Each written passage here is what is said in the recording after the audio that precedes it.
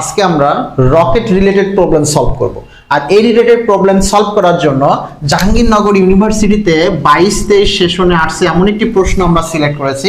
তো প্রশ্নটা ছিল এরকম, একটি মহাকাশ যানের ভর 1000 কেজি, জ্বালানির ভর 50 কেজি, জ্বালানি 5 কেজি পার সেকেন্ডে 5 কেজি পার সেকেন্ড হারে ব্যবহৃত হলে 150 মিটার পার সেকেন্ড সুষম বেগে নির্গত হলে এর উপর ধাক্কার মান কত? ধাক্কা মানে হচ্ছে বল, এবং সুষম বেগে গ্যাস যে নির্গত হবে তার বেগ, এটা হচ্ছে ভিআর। ভিআর হচ্ছে রকেটের সাপেক্ষে গ্যাসের বেগ 150 মিটার পার সেকেন্ড, আর জ্বালানি নির্গমনের হার 5 কেজি মিটার পার সেকেন্ড। অর্থাৎ আপনার যে জ্বালানিটা নির্গত হবে সেটা হচ্ছে ডিএম ভাগ ডিটি। এই জ্বালানি নির্গমনের হার 5 কেজি পার সেকেন্ড হারে নির্গত হচ্ছে।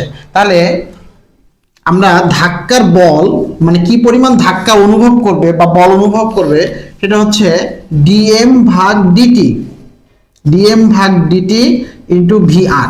এখানে ডিএম ভাগ ডিটি হচ্ছে জ্বালানি নির্গমনের হার। এখানে জ্বালানি নির্গমনের হার বলা আছে 5 কেজি পার সেকেন্ড, এবং রকেটের সাপেক্ষে গ্যাস নির্গমনের বেগ 150। তাহলে আমরা যদি 5 কে 150 দ্বারা গুণ করি তাহলে পাচ্ছি হচ্ছে 750 নিউটন।